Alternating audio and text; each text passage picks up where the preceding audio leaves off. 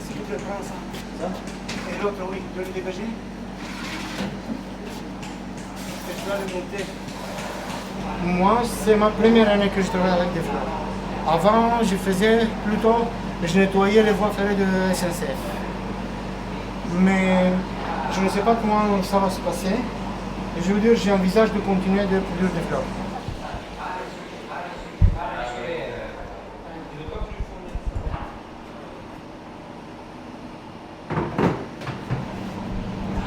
La terre est encore toxique. On n'a pas le droit d'élever ni des légumes, ni des... On a des petits endroits, mais ça c'est avec des bâches et que de terreau.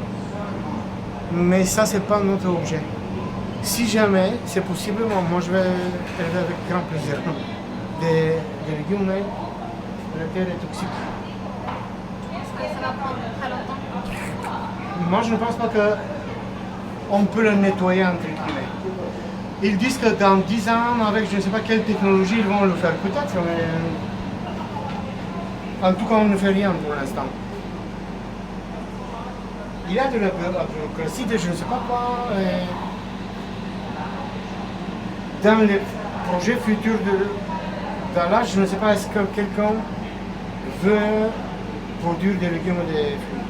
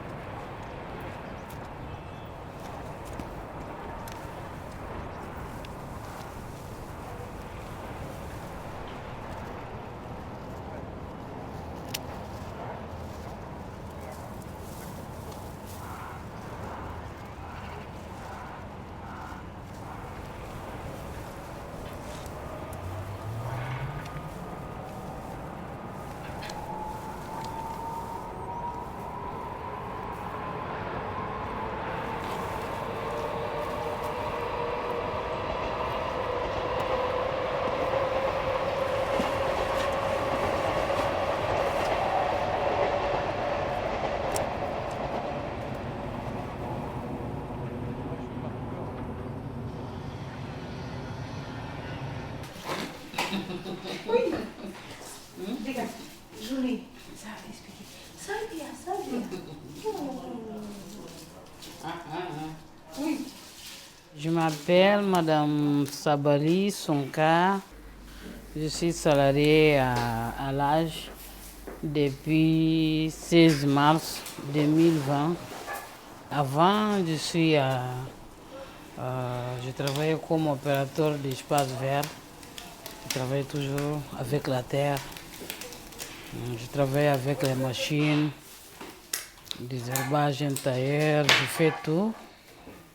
Je connais un peu d'agriculture parce qu'au pays, j'ai travaillé là-bas, j'ai fait l'expérience de ça.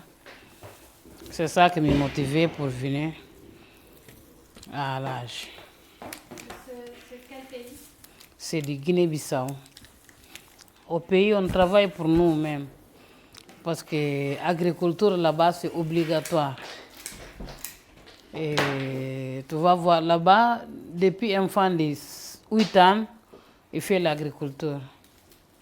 Et dans l'agriculture là-bas, on fait l'horticulture, on fait la plantation de mangue, cajou, et beaucoup de choses. Orange, citron.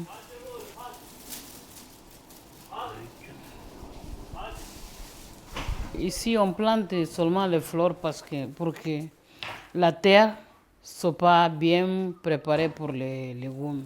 C'est pour ça qu'on plante ici seulement des fleurs.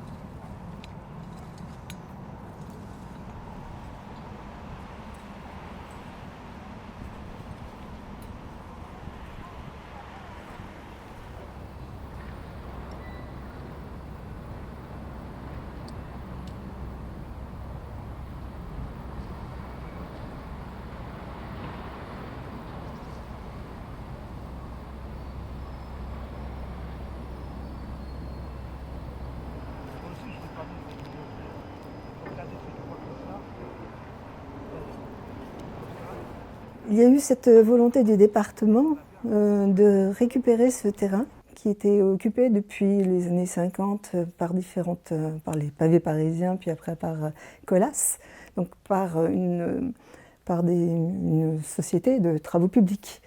Donc ça n'était pas un terrain qui était fait pour être végétalisé en tant que tel. Quand Colas était là, au contraire, c'était un terrain d'exploitation industrielle dans ce que j'appelle le vieux monde, ce qui est passé aujourd'hui.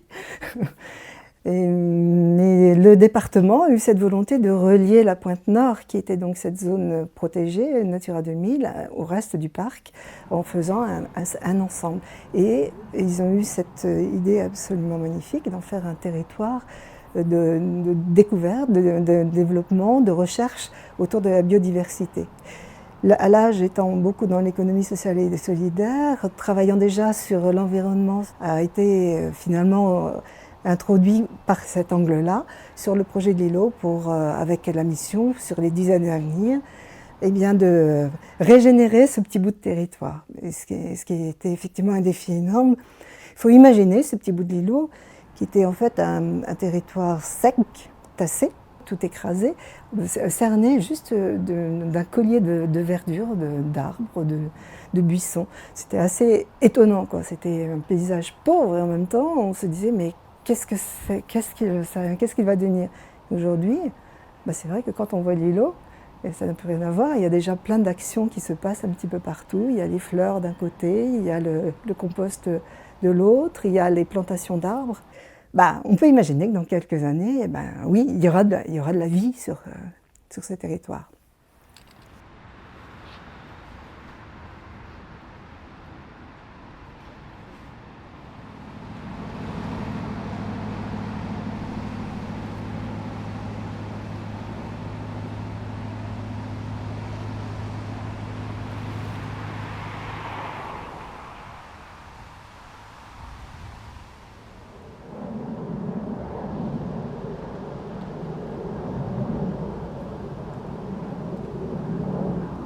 Je m'appelle Ahmed Ouarti, j'ai 61 ans, voilà. J'habite à l'île Saint-Denis, j'y suis né. Je travaille sur le parc départemental là où nous sommes aujourd'hui, depuis 2012, donc je suis éco-garde en fait, sur le parc départemental de la Seine-Saint-Denis. Je regarde.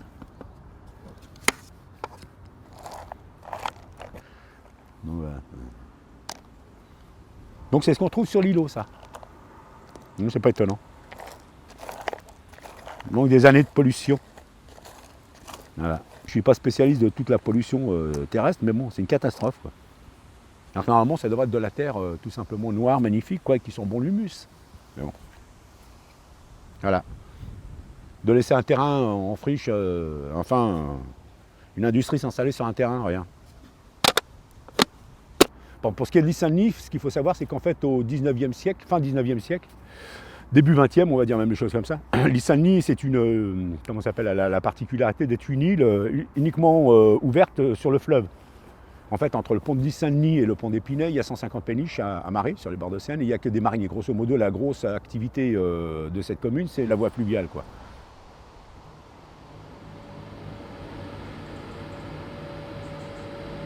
Après, ce qui s'est produit, c'est qu'en fait, au début du XXe siècle, l'ouverture d'entreprises dangereuses, polluantes, etc., sur Paris, par exemple, était interdite.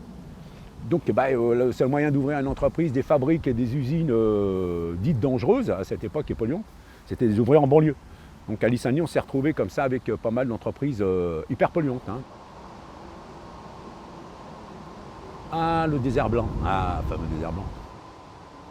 Donc tout ce qui a été à l'époque ici, c'était, comment expliquer ça? C'était en fait des dépôts de gravats. On y trouvait des dépôts de gravats parce que bon, tous les bâtiments qui étaient cassés aux alentours, etc., les gravats étaient déposés ici. Il y avait des décharges, bon, tout le monde balançait ses cochonneries ici, même si les décharges, les dépôts d'ordures, tout ça, etc., étaient interdits.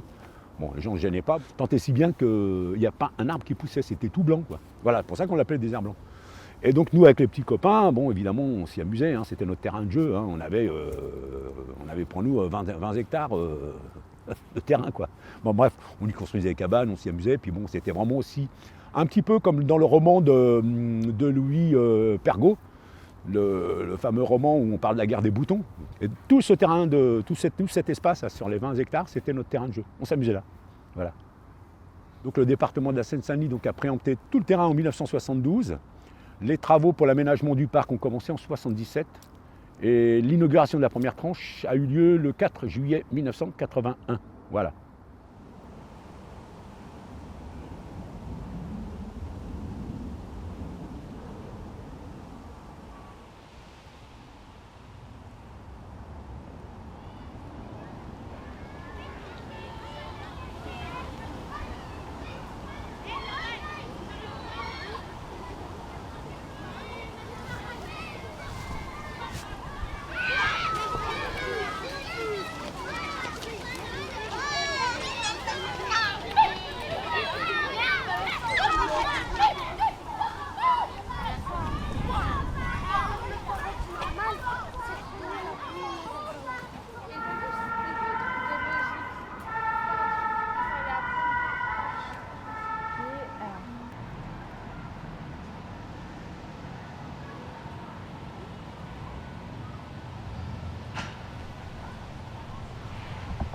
Ce qu'on sait, d'une part, c'est que l'intégralité des sols de Paris sont pollués, du fait des activités humaines, pas forcément industrielles, hein, mais le fait que simplement la pollution au plomb, ça peut découler de l'utilisation de peinture au plomb pendant des décennies. Après, il y a la question de l'amiante qu'on a utilisé comme méthode de construction. Il y a également tout ce qui est lié à la pollution atmosphérique qui va se déposer sur les sols. Là où le sol de l'îlot est peut-être exceptionnel par rapport à d'autres sols, c'est à la fois le cumul d'un rehaussement de terre dès le 19e siècle pour empêcher que l'eau, les nouvelles inondations du type 1910, et ensuite une activité industrielle pendant plus de 70 ans qui va vraiment tasser, compacter les sols. Alors dans cette boîte, on a des échantillons du sol de l'îlot. Donc sol de l'îlot qui a été maltraité et abîmé, puisqu'on voit en fait qu'il y a différents matériaux. Il y a de la terre inerte, il y a des silex, il y a des morceaux d'enrobé. Et en fait, ce sol résume un petit peu l'histoire industrielle de ce site à partir des années 50 et qui va durer jusqu'en 2017. Une activité de voirie, de BTP sur le site qui va avoir un impact assez fort. Du fait du passage des camions, du fait des passages de machines, on va voir progressivement le sol qui va être tassé et du fait des différentes activités, un sol qui va être également pollué en différents polluants type hydrocarbures, type benzène, ce qu'on appelle les BTEX, ce qu'on appelle les HAP, les COV, etc. qui sont des éléments qui restent dans le sol et qui peuvent soit rester dans le sol pour des très grandes durées, soit commencer à s'évaporer et passer à un rapport sol-air type le benzène. Et donc cette matière grise nous rappelle deux choses. D'une part que le sol est peu fertile et qu'il est un agrégat de tous les résidus de l'histoire de la ville, en fait, l'histoire de l'urbanisation, avec typiquement des enrobés, c'est ce qui constitue nos routes, des bouts de béton, c'est ce qui constitue nos maisons, nos bâtiments, nos trottoirs. Et donc ce sol, c'est un peu un résumé de l'histoire urbanistique de la construction de la Seine-Saint-Denis et de la petite couronne autour de Paris.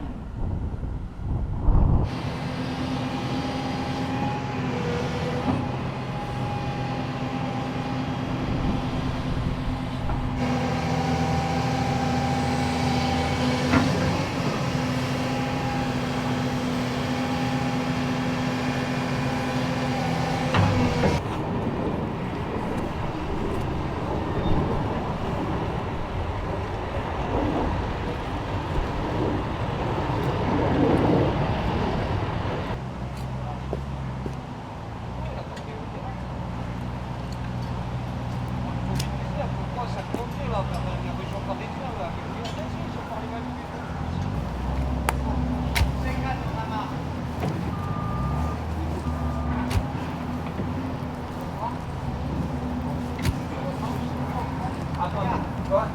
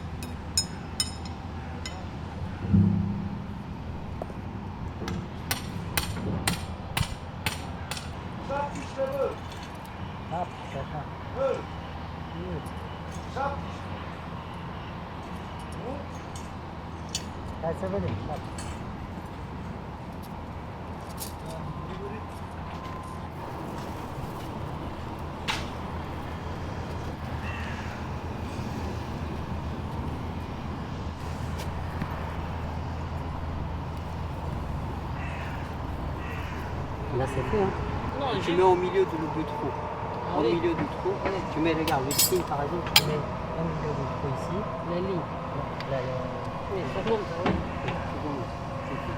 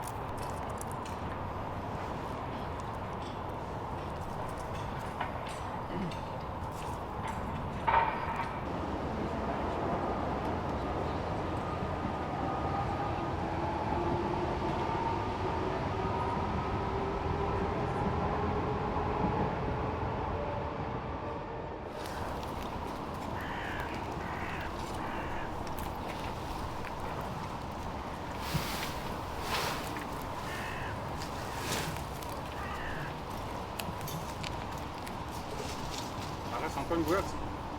Oui, le reste en dessous.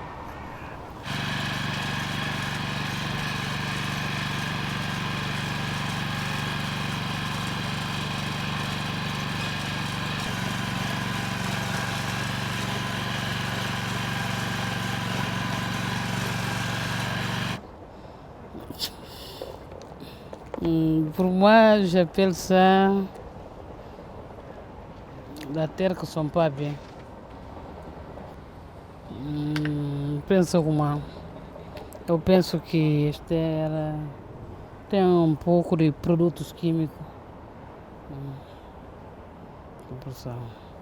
Porque alcatrão, semente, mistura de muitas coisas aqui. Não posso dar. Por agricultura não. Après pour le travail de horticulture, il faut lever tout ça. Après on met bonne terre. Parce que sinon. Je pense que ça, un jour, s'il y a beaucoup de temps, ça peut devenir de la bonne terre. Oui, oui. Ça peut devenir de bonne terre. Parce que cette année, avec les différences à l'an dernier, cette année, il n'y a pas de gros travail. Parce que la terre commençait à venir bon. Même dehors, j'ai fait les plantations là-bas et commençait à venir bien. On ne met pas trop de compost, mais c'est bien. C'est bien. L'année dernière, on met les compost après, on met le compost en haut, on commence à planter. Mais cette année, non. On tournait la terre seulement, on commence à planter. Tout il reste bien.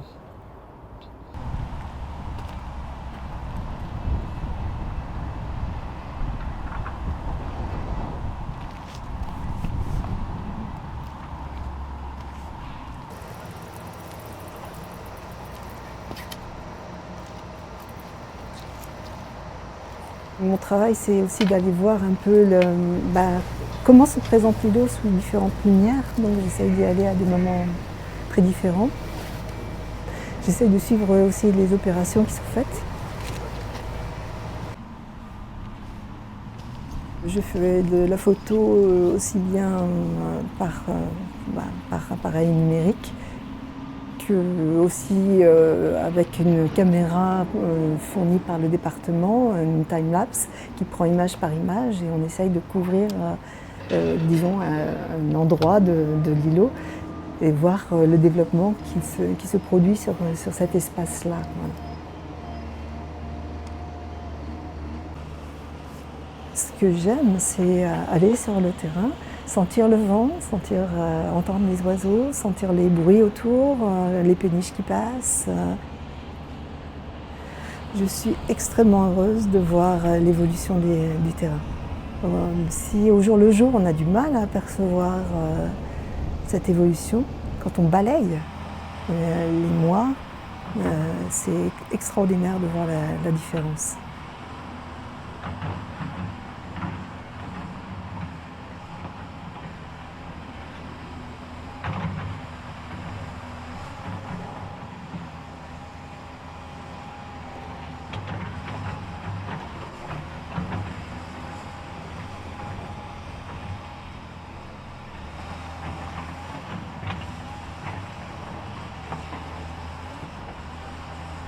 Il y a eu, à un moment donné, il a fallu casser le bitume pour faire l'emplacement où il y a le terrain d'expérimentation juste avant la serre et puis la serre. Je suis allée faire des photos sur ce moment-là. Oui, tu vois, je l'ai effacé parce que c'était vraiment une image désagréable. Il y a eu des odeurs, j'en suis sortie, j'étais malade. Oui, c'est vrai. Oui.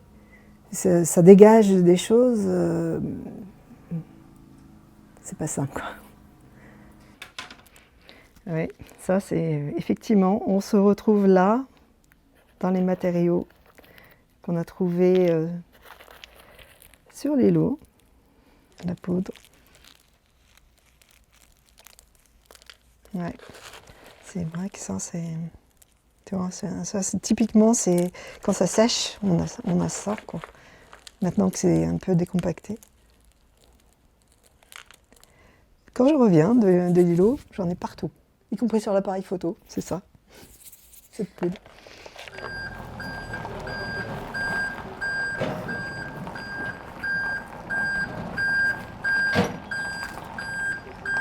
Tu m'as dit que c'était 650 kg que tu voulais pour avoir 500 au final. À peu près, je pense. Je pense qu'on a plus. Ouais.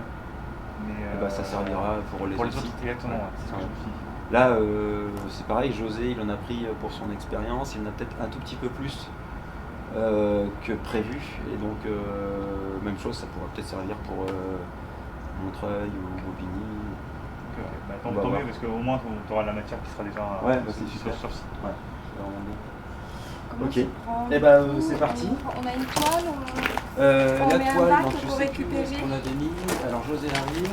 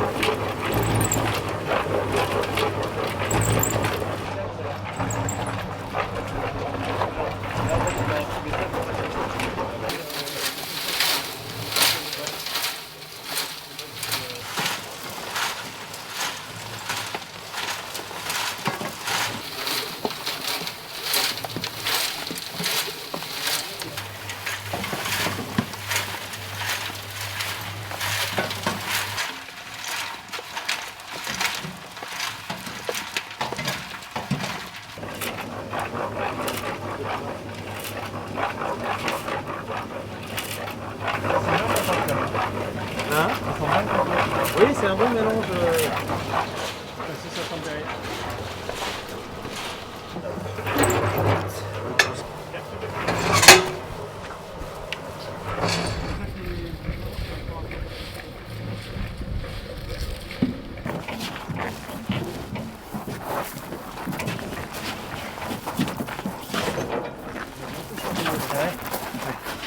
Ils vont gueuler quoi.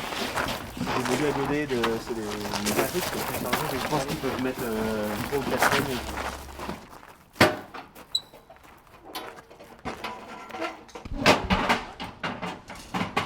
Bah, c'est du 10.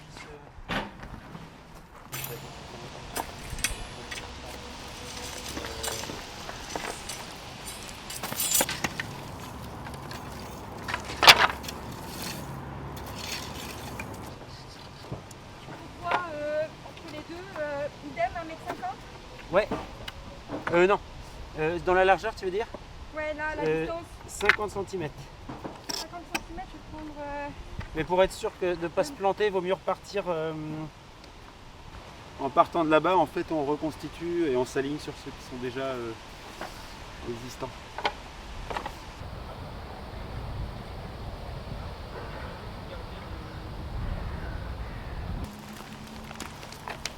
Qu'est-ce que vous avez rapporté, du coup? C'est Terre inerte avec du coup. Terre inerte. Ah, ok, d'accord.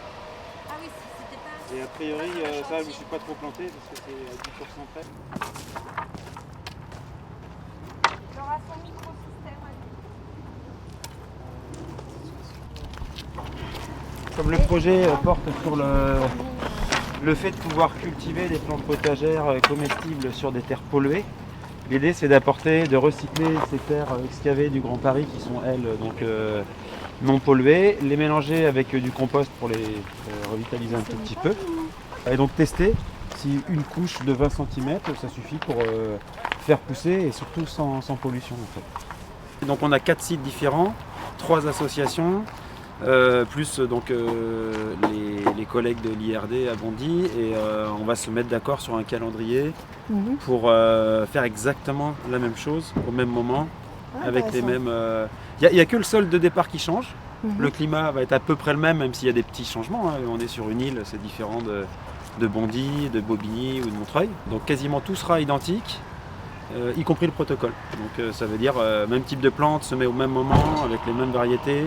À chaque fois par rangée, on aura alternativement un témoin, un compost, un mélange de compost tremblé. D'accord. Ensuite on va mettre plutôt compost tremblé en premier, etc. Enfin, on va essayer de mettre ça de manière un peu aléatoire. Et puis voilà, donc on va comparer. Pas de solution du tout. C'est-à-dire on fait avec le sol qu'on a. Donc là je pense que ce sera le pire. Après on a un sol qui est pas génial non plus, qui est à Bobigny. C'est l'association Activille qui gère le site. Et donc il y a déjà des jardins partagés, des choses comme ça, mais c'est un peu c'est une petite échelle et tout. Et on aura le site du mur aux pêches à Montreuil. On sait qu'il est pollué, en mercure notamment. Et un site donc, dans le campus de l'IRD où on sait qu'on a des terrains pollués aussi. Donc, c'est des différents métaux, du plomb, du cuivre, voilà. Tout ce qu'on retrouve quasiment à chaque fois en région parisienne. C'est une expérience sur combien de temps ça? 3 ans au moins. D'accord. Enfin, on nous finance pour 3 ans, après on est libre de continuer. C'est le plus dur, c'est ça, hein, c'est la mise en place, c'est le plus compliqué. Après, si on peut continuer plus longtemps, ce serait bien. L'essentiel, c'est que ça puisse. Celui-là, il va être compliqué. Effectivement.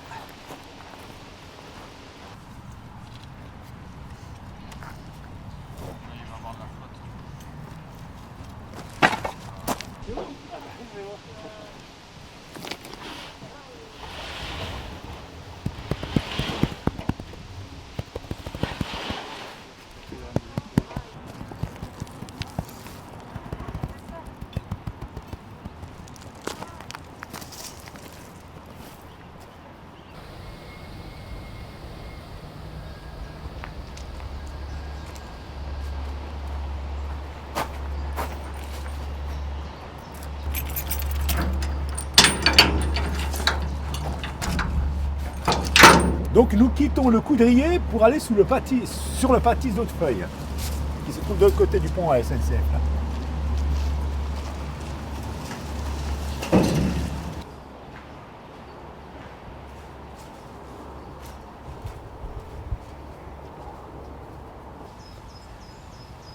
C'est la partie Pointe-Nord de l'Issane. Là, c'est un endroit particulier, hein. Personne ne connaît l'Issane celui-là.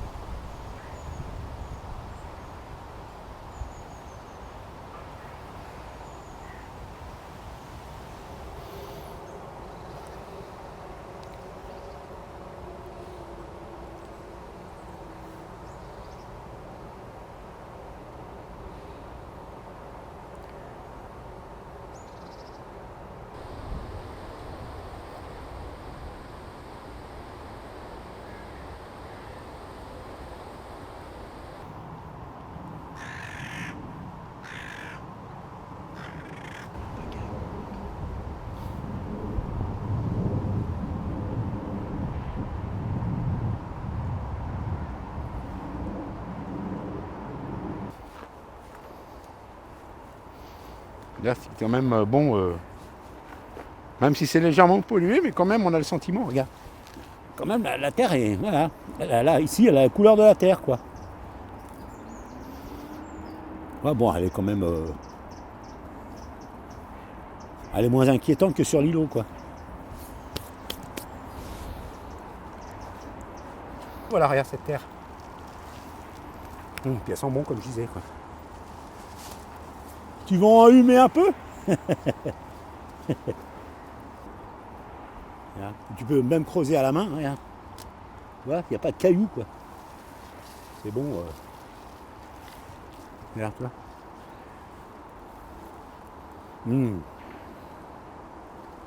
Voilà. Un sol fertile, c'est un sol où il y a de l'humus, hein, de la matière organique. Ici, on a bien vu que quand on regarde le sol, on avait principalement de la matière minérale. Donc ça, c'est pas propice au développement des plantes. Et d'autre part, quand bien même le sol serait très riche, s'il était très compact, les plantes ne pourraient pas s'enraciner, les racines ne pourraient pas parcourir le sol à la recherche à la fois d'eau et d'éléments nutritifs. Donc la caractéristique de l'îlot, effectivement, c'est cette double peine, d'une certaine façon. Un sol peu riche, voire stérile par endroits, et très compacté. Par contre, ce qui est intéressant, c'est qu'en l'espace de quelques mois, on a vu que même sur des espaces assez compacts, certaines graines parviennent à s'implanter et à se développer. Et donc ce travail par la nature elle-même engendre un processus de décompaction du sol et progressivement de refertilisation des sols. Alors il pourrait être fertile mais toujours pollué. Les deux ne sont pas incompatibles. Si on laissait faire, dans 20, 30, 40 ans, on a déjà d'ailleurs des premiers arbres qui sortiraient, etc. On aurait un cycle, mais le sol il resterait pollué.